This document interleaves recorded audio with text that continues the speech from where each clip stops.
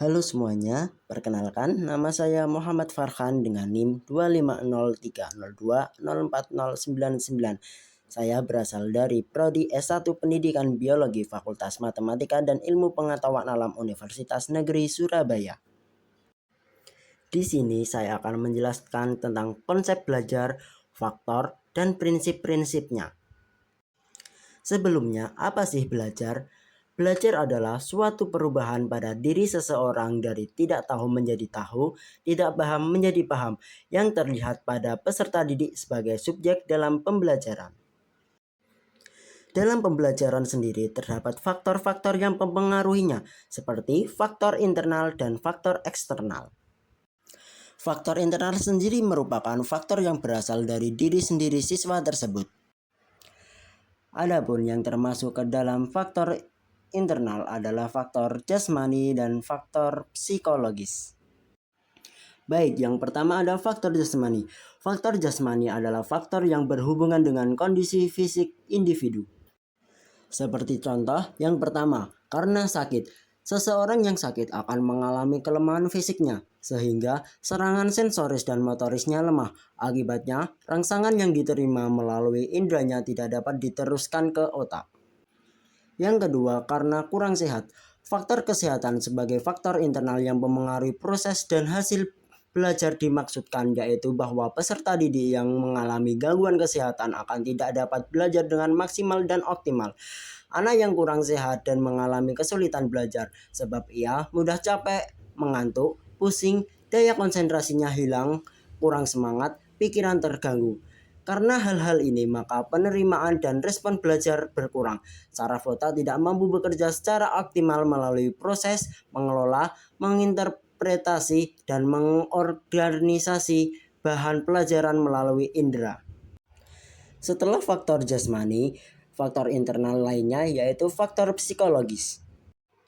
Yang pertama ada faktor inteligensi. Inteligensi mempunyai pengaruh besar terhadap kemajuan belajar.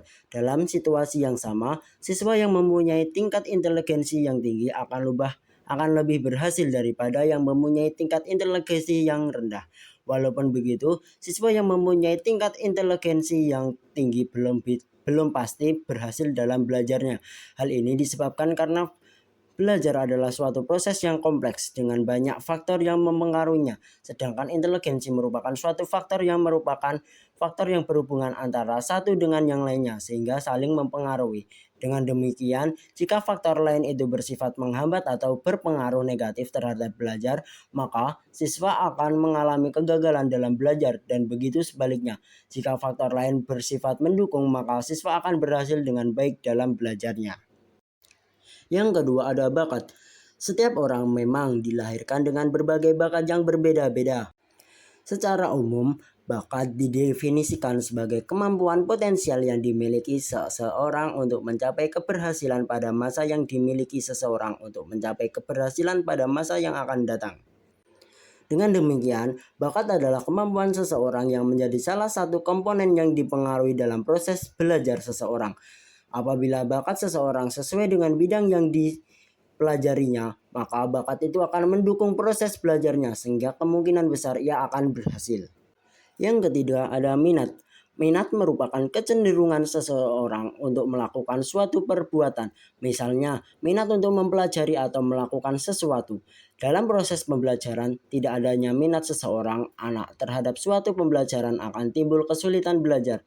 Belajar yang tidak ada minatnya tidak akan berjalan dengan baik. Jika seseorang tidak memiliki minat untuk belajar, ia tidak akan bersemangat, bahkan tidak mau belajar. Oleh karena itu, dalam konteks belajar di kelas, seseorang guru atau pendidik lainnya perlu membangkitkan minat siswa agar tertarik terhadap materi pembelajaran yang akan dipelajarinya. Dalam hal ini, jika terdapat siswa yang kurang berminat terhadap belajar, dapatlah diusahakan agar ia mempunyai minat lebih besar dengan cara menjelaskan hal-hal yang menarik dan berguna bagi kehidupan serta hal-hal yang berhubungan dengan cita-cita serta kaitannya dengan bahan pembelajaran yang dipelajarinya. Yang keempat ada motivasi. Motivasi sebagai faktor inner atau batin berfungsi menimbulkan, mendasari, mengarahkan perbuatan belajar. Motivasi dapat menentukan baik tidaknya dalam mencapai tujuan, sehingga semakin besarnya motivasi akan semakin besar kesuksesan belajarnya. Yang kelima ada sikap. Dalam proses belajar, sikap individu dapat mempengaruhi keberhasilan proses belajarnya. Sikap adalah gejala internal yang berdimensi afektif, berupa kecenderungan untuk bereaksi atau merespon dengan cara yang relatif tetap terhadap objek, orang, peristiwa, dan sebagainya, baik secara positif maupun negatif. Nah, setelah ada faktor internal, selanjutnya ada faktor eksternal. Faktor eksternal adalah faktor yang berasal dari luar tubuh individu. Pada faktor eksternal terdapat dua, yaitu faktor lingkungan dan faktor instrumental. Yang pertama ada faktor lingkungan. Faktor lingkungan merupakan bagian dari kehidupan anak didik. Dalam lingkungan, anak didik hidup dan berinteraksi dalam mata rantai kehidupan yang disebut ekosistem, yaitu saling ketergantungan. Adapun faktor lingkungan terdiri dari satu, lingkungan sosial. Lingkungan sosial seperti guru, administrasi, dan teman-teman sekelas dapat mempengaruhi semangat belajar siswa. Yang selanjutnya, lingkungan sosial masyarakat. Kondisi lingkungan masyarakat tempat tinggal siswa akan mempengaruhi belajar siswa. Lingkungan siswa yang kumuh, banyak pengangguran, dan anak terlantar juga dapat mempengaruhi aktivitas belajar siswa. Paling tidak, siswa kesulitan ketika memerlukan teman belajar, diskusi, atau meminjam alat-alat belajar yang kebutuhan belum dimilikinya. Di lingkungan masyarakat, peranan tokoh masyarakat, pemerintah, dan ketersediaan sumber belajar di masyarakat juga berpengaruh terhadap keberhasilan pendidikan di Indonesia. Yang selanjutnya, lingkungan sosial keluarga. Lingkungan yang lebih banyak mempengaruhi kegiatan belajar adalah orang tua dan keluarga siswa itu sendiri. Ketegangan keluarga, pengelolaan keluarga, semuanya akan memberikan dampak terhadap aktivitas belajar siswa. Dan yang terakhir, lingkungan non-sosial. Lingkungan non-sosial seperti kondisi udara yang segar, tidak panas dan tidak dingin, suasana yang sejuk dan tenang. Dalam hal proses pembelajaran, jika lingkungan alam tidak mendukung, maka proses pembelajaran akan menjadi terhambat dan tidak dapat berjalan dengan baik. Faktor eksternal lainnya yaitu faktor instrumental, seperti guru sebagai pembina, sarana dan prasarana, kebijakan penilaian, kurikulum, program, faktor materi pembelajaran. Hal itu semua juga dapat mempengaruhi siswa tersebut. Setelah mempelajari tentang faktor-faktor yang mempengaruhinya, sekarang kita akan berlanjut, yaitu mempelajari prinsip-prinsip pembelajaran perilaku.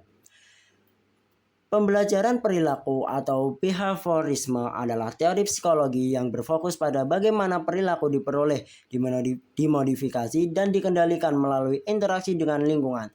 Teori ini menekankan peran stimulus eksternal dan perilaku yang dapat diamati, alih-alih proses mental internal dalam memahami perilaku manusia. Terdapat beberapa prinsip, yaitu yang pertama, prinsip hubungan stimulus-respon. Menurut teori pembelajaran perilaku, perilaku dihasilkan dari interaksi antara stimulus dan respon. Stimulus dapat berupa isyarat lingkungan, peristiwa, atau kondisi yang memicu respon dari seseorang.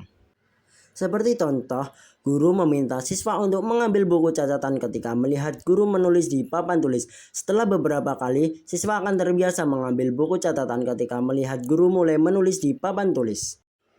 Yang kedua ada prinsip operant conditioning. Perilaku dibentuk dari modifikasi oleh konsekuensinya yang dapat berupa penguatan atau hukuman. Penguatan meningkatkan kemungkinan terjadinya suatu perilaku, sementara hukuman mengurangi kemungkinan tersebut.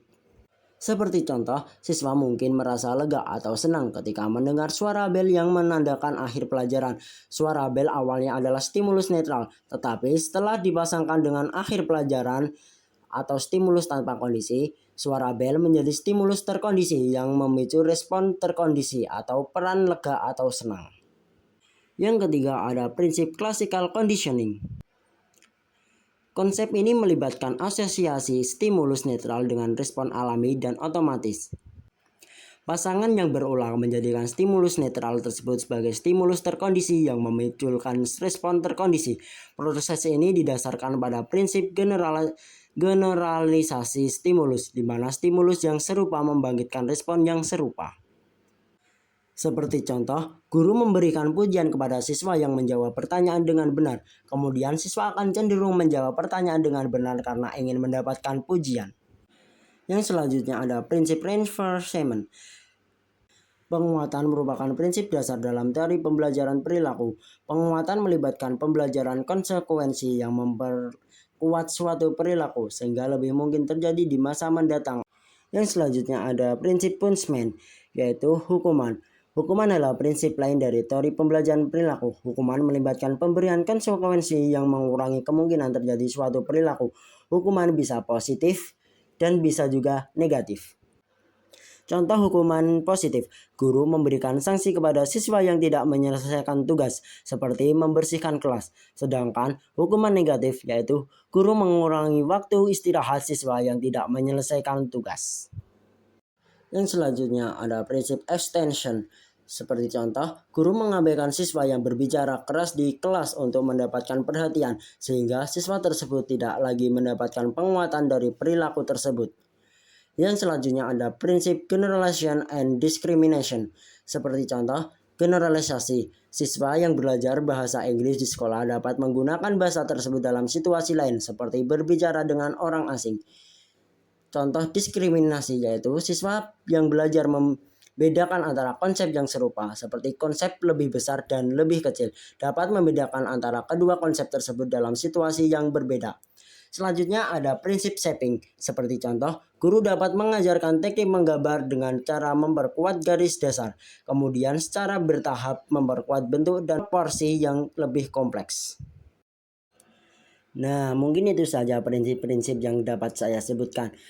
Tentu saja, prinsip-prinsip tersebut memiliki kelebihan dan kekurangan masing-masing. Untuk kelebihannya yaitu pertama, sangat cocok untuk memperoleh kemampuan yang membutuhkan praktek dan pembiasaan, mengandung unsur-unsur seperti kecepatan, spontanitas, kelenturan, refleks, dan daya tahan. Yang kedua, mampu mengarahkan siswa untuk berpikir linear dan konvergen. Yang ketiga, membawa siswa menuju atau mencapai target tertentu, sehingga menjadikan peserta didik untuk bisa bebas berkreasi dan berimajinasi. Untuk kelemahannya sendiri, yaitu yang pertama, pembelajaran siswa yang berpusat pada guru. Yang kedua, murid hanya mendengarkan dengan tertib penjelasan guru dan menghafalkan apa yang didengar dan dipandang sebagai cara belajar yang efektif. Ketiga, siswa diberi hukuman, baik itu hukuman verbal maupun fisik seperti kata-kata kasar, ejekan, jeweran yang justru berakibat buruk pada siswa tersebut.